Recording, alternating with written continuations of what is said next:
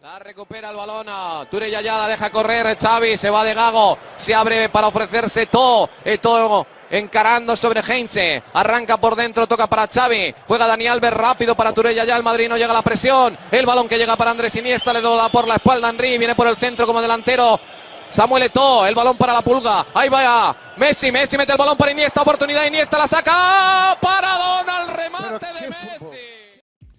La Masía. Una casa de estudios futbolísticos del más alto nivel, donde enseñan a los niños a darle un buen trato al balón y a controlar los partidos en base a la tenencia de la pelota, con la intención de que al ser mayores tengan los conceptos tan interiorizados que puedan entenderse a la perfección con sus compañeros y así desarrollar el mejor fútbol del mundo. Este es el tipo de futbolistas que necesita el Fútbol Club Barcelona y a lo largo de los años su preciada academia siempre ha cumplido con jugadores de la talla de Puyol, Piqué, Xavi, Iniesta, Busquets o el monarca Leo Messi. Sin embargo, en este tiempo también han hecho apariciones jugadores que pintaban para ser estrellas de la talla de los antes nombrados y terminaron siendo un completo fiasco. A continuación recordamos a los 7 futbolistas más prometedores de la Masía en el siglo XXI que terminaron siendo un fracaso total. Sergi Samper. Este es uno de los recientes. Sergi Samper era considerado en la Masía como el reemplazo natural de Sergi Busquets y la verdad es que el chico parecía su viva imagen. Quizás le faltaba pulir un poco el juego posicional defensivo que todo contención debe dominar, pero la verdad es que su control del juego y su precisión en el pase, así como la habilidad que mostraba para distribuir la pelota y darle salida al equipo desde atrás, hacían olvidar cualquier falencia. Pero a diferencia de todos los que vamos a nombrar en esta lista, Samper se quedó en un simple relato. Ni siquiera se puede hablar mal de él porque la verdad es que nunca tuvo una oportunidad real de jugar en el primer equipo. Con Luis Enrique llegó a debutar y Valverde le dio la oportunidad en un partido de Champions en fase de grupos con el liderato ya asegurado. Siempre destacó, pero todo quedó en un bueno, puede que en un futuro llegue a ser muy bueno. Pero nunca fue nada porque ninguno de los dos técnicos con los que estuvo llegó siquiera a jugar 2 partidos seguidos. Simplemente fue una promesa fantasma.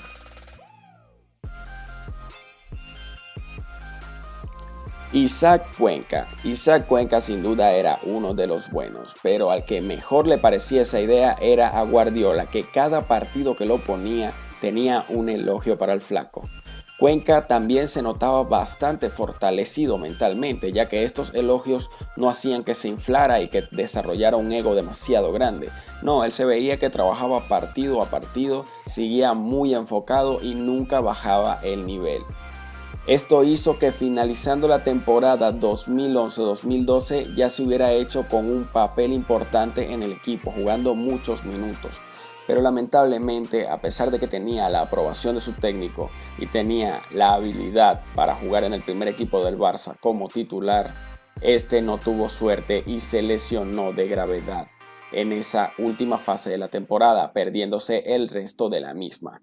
Cuando regresó a mediados de octubre de 2012, ya era otra temporada y Pep Guardiola, su escudero y su padrino en el equipo, ya no estaba. Estaba Tito Vilanova, que si bien también confiaba mucho en él, no podía ser injusto y en ese momento tanto Alexis Sánchez como Messi como Pedro Rodríguez estaban a un altísimo nivel en el equipo. Así que Cuenca tuvo que ser cedido en el mercado de invierno de la temporada 2012-2013. Fue al Ajax de Ámsterdam, parecía que iba a retomar su nivel otra vez con actuaciones importantes, demostrando mucha calidad, pero lamentablemente vuelve a lesionarse y a partir de ahí ya Cuenca nunca más volvió a ser el mismo. Después no se puede decir que fracasó, ya que estuvo en muchos equipos, entre ellos el Deportivo La Coruña en primera división, pero poco a poco se fue diluyendo y no cumplió con las expectativas que se tenía de él en el Barcelona. Deulofeu. Oh rayos, este sí que fue muy doloroso para mí. La primera vez que escuché hablar de Deulofeu fue en 2010 cuando destacaba en la Masía después de leer un artículo del diario Sport en el que se le alababa y le pintaban como el nuevo diamante en bruto de la academia del Barça, comparándolo con Iniesta y algunos incluso comparándolo con Messi, imagínense ustedes. Cuando Guardiola lo hizo debutar en 2011 no defraudó. La verdad es que Deulo tenía todo lo necesario para ser una bestialidad de jugador. Su desborde era inesperado y muy rápido. Era difícil quitarle el balón y corría como si se estuviera deslizando por el césped. Todo el mundo estaba de acuerdo en que Deulo sería el próximo crack del Barça. Sin embargo, Deulofeu tenía un grandísimo problema. Un problema que llamaremos a partir de ahora el síndrome de la superestrella ficticia. Esto hace que te sientas un crack porque los elogios nublan tu percepción de la realidad, a pesar de que aún no has hecho absolutamente nada. De este modo comienzas a creerte que, oye, tú eres el crack y no estás para hacer más que golazos, dribles, filigranas y al diablo las tareas defensivas. Esos son para los mediocampistas y los defensas.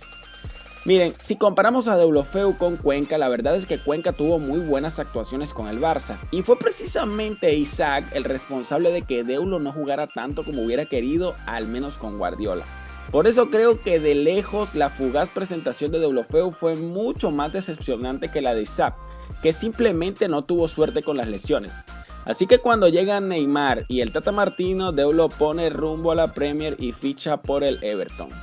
Luego, cuando Neymar se marcha del Barça, Deulofeu vuelve, pero lo único que hizo fue hacer más bochornoso su historia con el equipo. Todos los partidos que jugó Deulofeu con Valverde se le vio atemorizado, intimidado, incluso en algunos llegaba a caerse antes de siquiera comenzar un regate. Sin duda una de las mayores decepciones de la historia de la Masía. Denis Suárez, oh diablos, sin duda Denis Suárez ha sido uno de los canteranos que más me ha gustado desde que veo al Barça. Denis es un futbolista exquisito, con un control de balón y una capacidad en el 1 versus 1 que de verdad daba mucho gusto de ver. Además era un calco casi exacto de Andrés Iniesta, salvando las diferencias, ¿no? Pero la manera en la que arrancaban, en que conducían y sobre todo ese típico regate de Iniesta pasándosela de un pie al otro lo tenía Denis. Además, Denis tenía un muy buen cartel.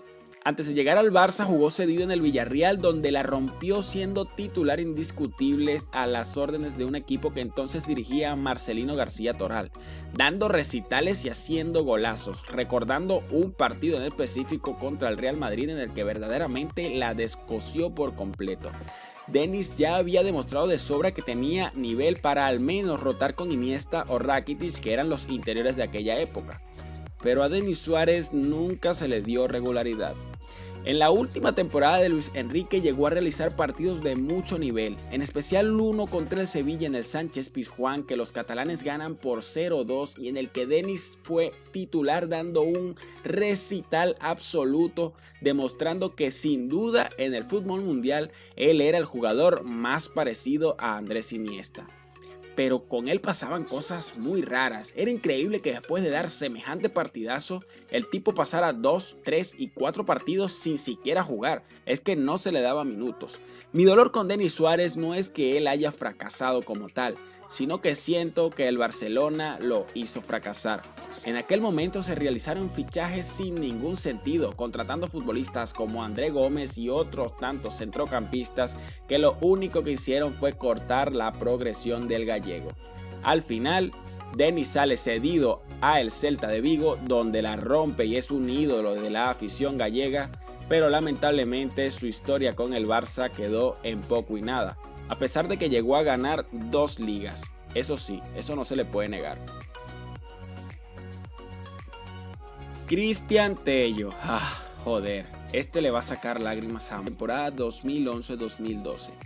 El español la verdad es que era un espectáculo para los ojos. Tenía un desborde imparable y era todo un puñal por el costado. Para muchas personas era la misma imagen de Martin Overmars, sobre todo por un detalle muy valioso, su efectividad de cara a puerta. Miren, todos los que hemos mencionado, y eso, Tello lo tenía muy claro. Era un jugador con un instinto goleador brutal.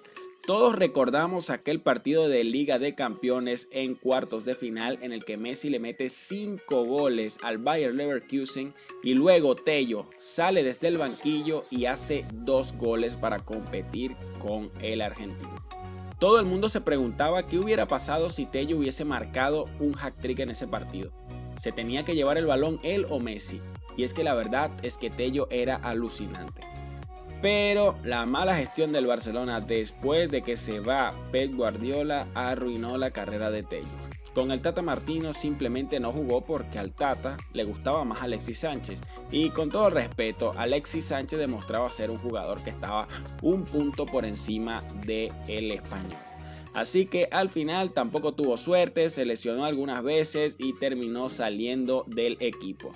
Sin embargo, no se puede considerar tanto a Tello como un fracaso en su carrera personal, quizás sí con el Barça, ya que pues no cumplió las expectativas que se tenían, pero Tello ha sido un jugador bastante importante en todos los equipos a los que ha jugado, principalmente en la Fiorentina, el Oporto de Portugal y actualmente en el Betis, donde es titular indiscutible.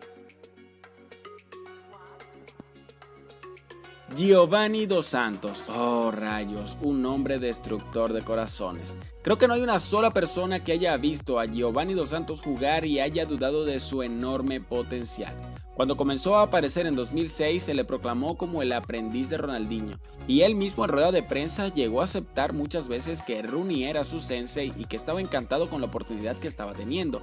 Rijkaard no dudó en darle minutos en 2007 y dejarnos ver a un joven mexicano con un desborde y una capacidad en el dribbling brutal, similar al legendario brasileño y mostrando una muchísima superioridad en el 1 contra 1. Era tal el nivel y el hype que levantó Gio que en su momento se llegó a ser muy cuestionada la titularidad de Leo Messi, que en ese momento también era considerado una joven promesa. Entonces, ¿qué pasó con Giovanni Dos Santos? Pues de nuevo entra en escena el síndrome de la superestrella ficticia.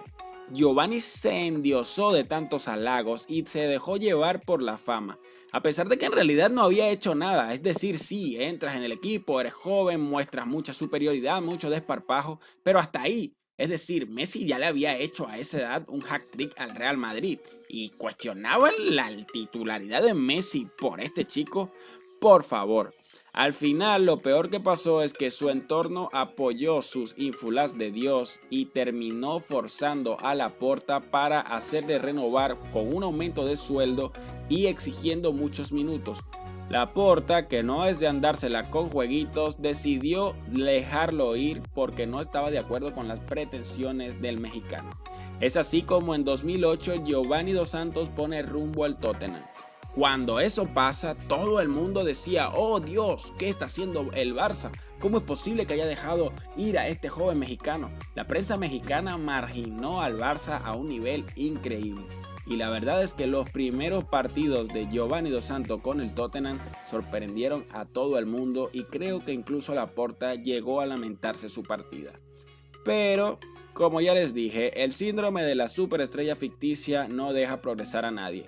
Al final, Gio no supo gestionar su carrera, se dejó llevar por la vida nocturna de Londres y terminó siendo un digno heredero de ese nombre, el aprendiz de Ronaldinho, pero solo en el sentido de las fiestas. Alta. Pero Bojan, a diferencia de los que vamos a nombrar aquí, la verdad es que sí fue importante. Con Rijkaard llegó a convertirse en el jugador más joven en la historia en marcar por el Barça, tanto en Liga como en ser un fiasco, al menos para los intereses del Barça. Pero con Bojan pasó algo muy raro y es decir, todos sabíamos que era un jugadorazo, que era muy bueno, pero nadie lo veía realmente con nivel para ser el 9 definitivo del Barça y adquiriera ese punto de calidad, ese punto que le estábamos buscando, pero al final nunca llegó. En lo personal yo creo que fue algo que tiene que ver con su personalidad. El chico era tan humilde y tan retraído que al final no se terminaba de creer que realmente tenía la capacidad para ser uno de los mejores jugadores